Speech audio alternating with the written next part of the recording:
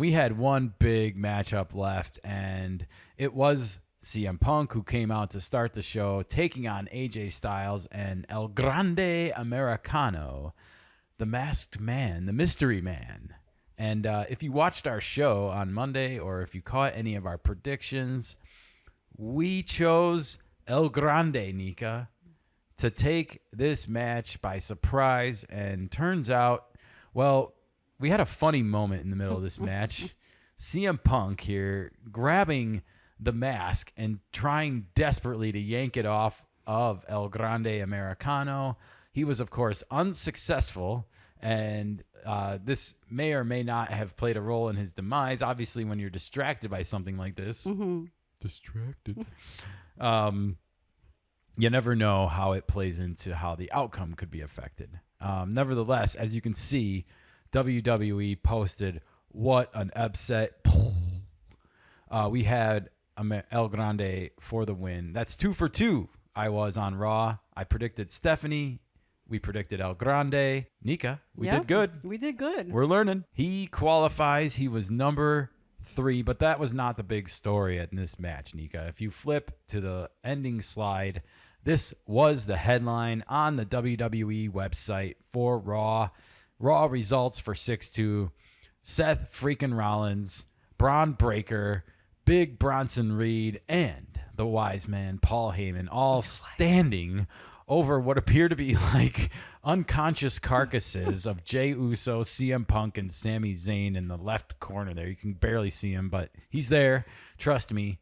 And the headline reads, well, Seth Rollins, Bron Breakker, and Bronson Reed beat down Jey Uso, CM Punk, and Sami Zayn. They gave him the old beatdown, Nika.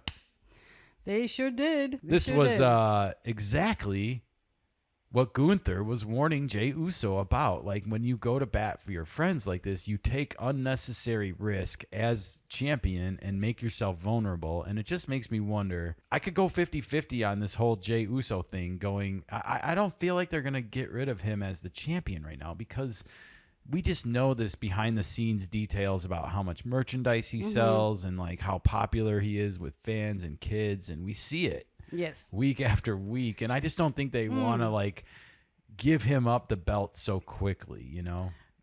That's a very good point, but it wouldn't be even more enticing that he loses the belt and he has to gain it back in another fight very fast. Well, I would say that you're not necessarily wrong about thinking in those terms. I think it's possible he could maybe resurface and challenge Gunther to a third match, like a rubber match, you know, instead of sweeping him. Yeah, maybe Gunther does win it back temporarily until, you know, maybe the Saturday night main event that's coming up in July. And maybe Gunther gets another month. Maybe he gets some more time on the mic. He is good on the mic as a bad guy.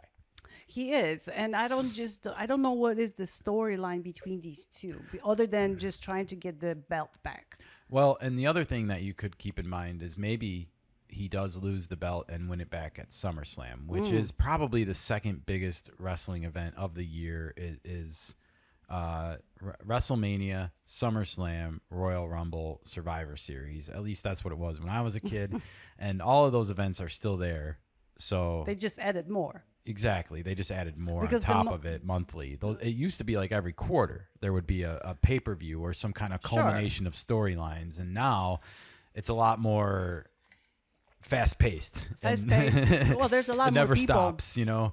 You have a lot more people in this whole genre, and then you have a lot more events. You do have a lot more people, and we're going to talk about that at the end of the show with a special story. Okay. But before then, I just want to keep it on this slide for a second and just kind of recap here. This was the ending scene of Raw on Monday night here, and the heroes, the good guys, were left with their hands in their head, or their head in their hands, I guess. Not crying per se, but just knocked out cold.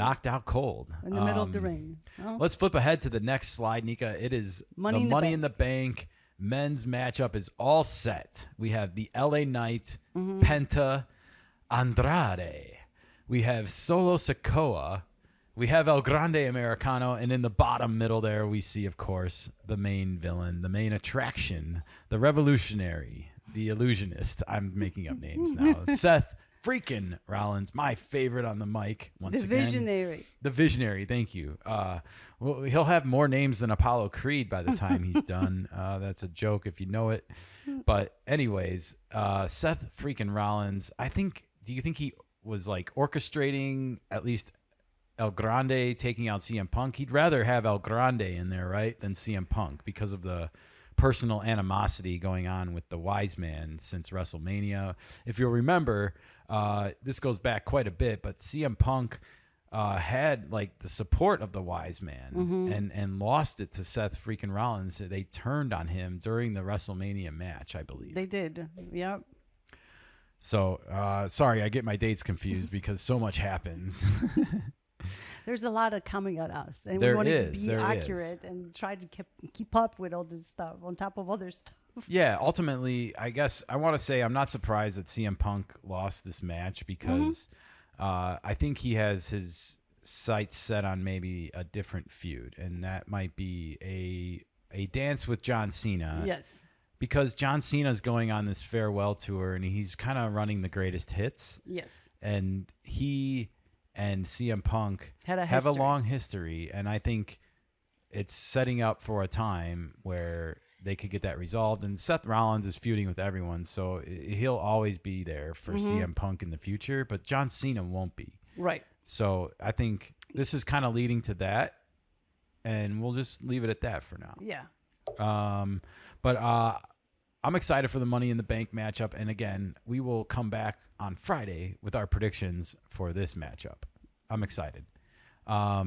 Nika, one last note about this matchup is I want to take people back to that moment where CM Punk was trying to unmask El Grande Americano in the match, because there's been rumors and chitter chatter on the social media sites for months now that El Grande Americano, the man behind the mask, is potentially someone named Chad Gable. Who is Chad Gable? I'm unfamiliar with Chad Gable. Okay. As I said, Royal Rumble, not a lot of history here, still learning.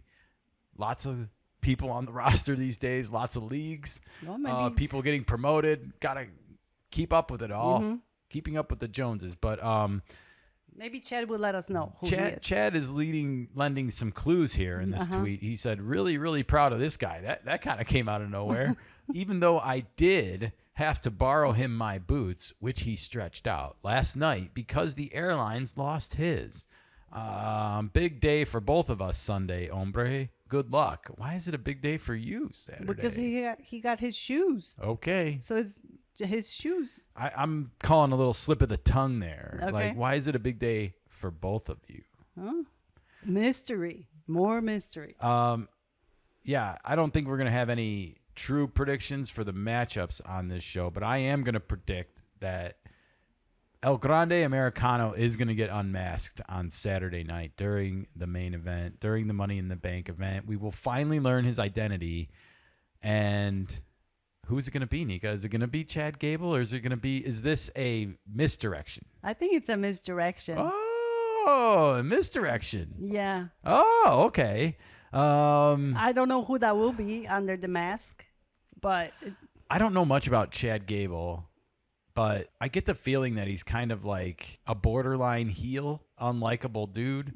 And, El Grande Americano is known for dirty antics. He hides a metal plate inside of his mask sometimes. In fact, both CM Punk and AJ Styles asked the referee to check his mask before the matchup, and they're dumb, because if you ever watch any of these matches, you notice he puts the metal plate in after the match has started.